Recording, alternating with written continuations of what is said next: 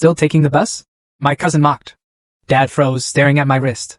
That's a $2 million limited edition, I said with a smile. Oh, this old thing.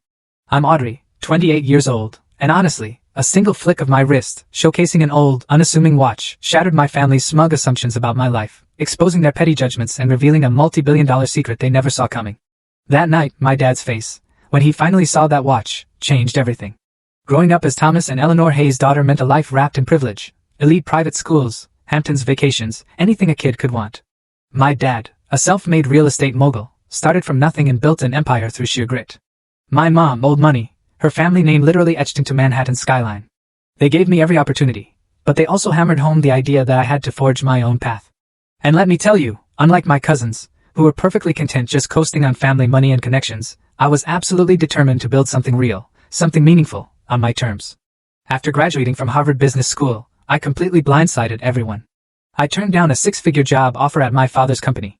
Instead, I took an entry-level position at a struggling tech startup. My dad was confused, but bless his heart, he tried to be supportive. My mom, she was devastated, convinced I was throwing my entire future away. And my cousins, especially Blake, just thought I'd lost my damn mind. Audrey, you could be driving a Porsche by next year if you worked for Uncle Thomas. Blake had sneered when I told him my decision. Instead, you'll be making coffee for some nerds who'll probably go bankrupt in 6 months. I just smiled. There were, and still are, more important things in life than driving a Porsche. He looked at me like I'd just spoken an alien language. But that startup? It was everything I'd hoped for. Fast-paced, brimming with innovation, filled with brilliant minds all passionately building something revolutionary. I absolutely thrived in that chaos. I shot up the ranks, becoming a product manager in just 18 months.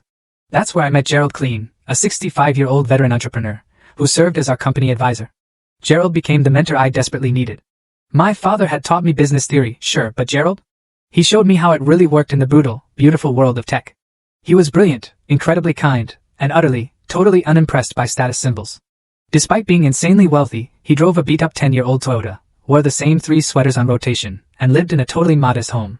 Yet, he'd founded 3 unicorn startups and was practically revered throughout Silicon Valley. True wealth is invisible, Audrey, he told me once. The moment you need to show people how successful you are, you've already failed at understanding what success really means.